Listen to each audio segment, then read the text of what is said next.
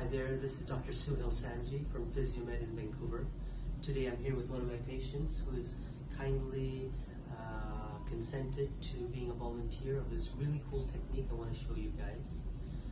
Also wanted to share a quick story. About 10 years ago, I've been practicing 20 years, so about 10 years ago, I read this study that 80% of the population is scared to go to a chiropractor because they're scared of pain and painful treatments. So I spent a lot of time learning from different masters, very, very gentle techniques that are used to help get rid of people's pain. One of the causes of people's pain is something called trigger points. So in our office here, we have a trigger point chart.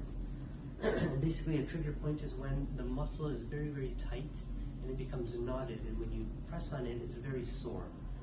And it's also called a trigger point because also sometimes when you press on it, the pain can travel to different areas.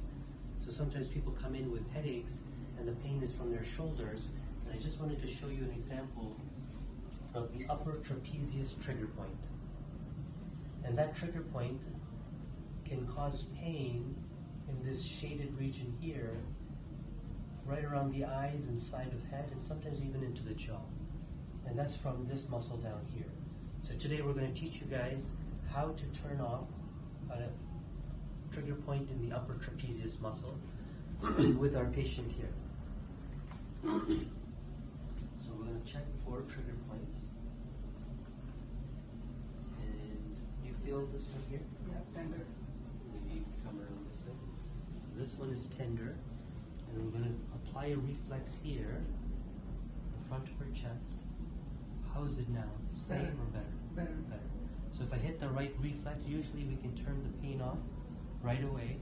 Sometimes the patient doesn't even feel it when I'm pressing. And we just hold that reflex for 20 seconds. So this reflex I'm using is the chest muscle. And I'm just pulling on the chest muscle and pulling down on it. And it's what's called an antagonistic muscle. It's a muscle that does the opposite function of the trapezius. So if you stretch it, it tells the muscle that's tender to stop being tender.